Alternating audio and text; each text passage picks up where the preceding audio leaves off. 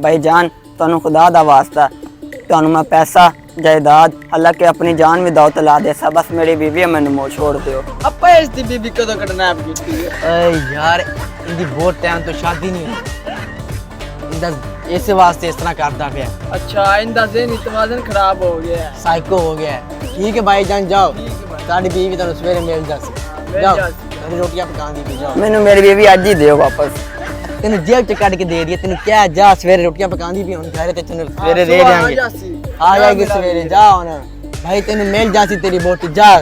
साढ़े सिर ते नाम सल्लल्लाहु। बड़ी मेहरबानी यार, सवेरे दे रहा जा। मिल जासी जा कितना बॉडी दे साडी अपनी शादी नहीं हुई, ਅਸੀਂ ਆਪ ਕੁਆਰੇ बैठे इन टाइम तो तेन कित्थे बुटी की हो गया की मर रोला पाई खड़े हो।